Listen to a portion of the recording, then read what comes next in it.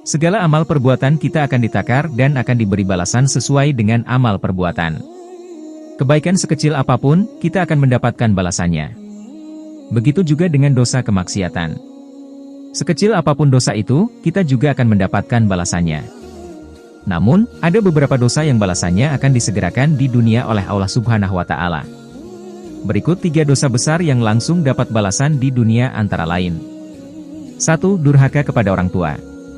Sudah tak bisa dipungkiri lagi bahwasanya, Allah Subhanahu wa Ta'ala memberikan hak atas kedua orang tua kita untuk dihormati. Kita semua tahu kemurkaan Allah juga bergantung pada murkanya orang tua. Rasulullah Shallallahu Alaihi Wasallam pernah bersabda, ada 2 pintu amalan yang disegerakan balasannya di dunia, yaitu kezoliman dan durhaka kepada orang tua. Hadis riwayat Al-Hakim. Balasan atas dosa kita kepada kedua orang tua akan semakin disegerakan, manakala orang tua yang kita zolimi mengadu kepada Allah Subhanahu wa Ta'ala. Kita semua juga tahu doa yang mustajab tersebut akan menembus langit, dan akan diamini oleh semua malaikat, sehingga Allah pun mengabulkannya. Rasulullah Shallallahu Alaihi Wasallam bersabda, 3 doa yang tidak tertolak yakni, doa orang tua, doa orang yang berpuasa dan doa orang yang terzolimi. Hadis riwayat Baihaqi.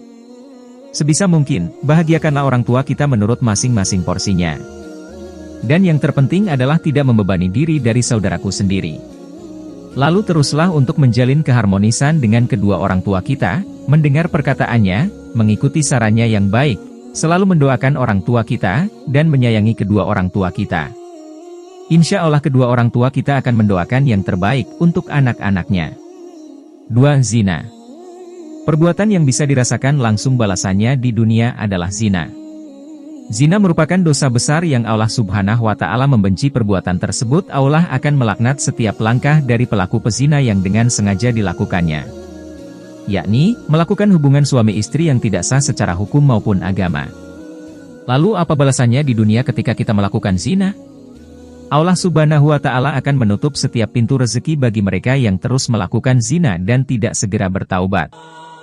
Mungkin memang tidak seketika itu Allah Subhanahu wa Ta'ala menutup pintu rezeki dari seseorang yang melakukan zina, akan tetapi Allah Subhanahu wa Ta'ala akan memberikan azab yang lebih halus bagi para pelaku zina. Misalnya adalah kehancuran rumah tangganya.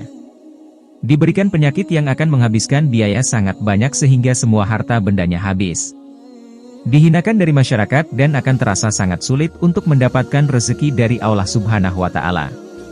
Bagi orang yang sadar diri, maka mereka akan segera bertaubat, tapi bagi mereka yang tidak sadar diri, mereka akan justru semakin mengumpat. Bagi mereka yang sadar diri dan segera bertaubat dari segala kemaksiatannya, insya Allah Allah Subhanahu wa Ta'ala akan menunjukkan jalan dan membukakan rezeki baru bagi mereka yang mau bertaubat dari zina.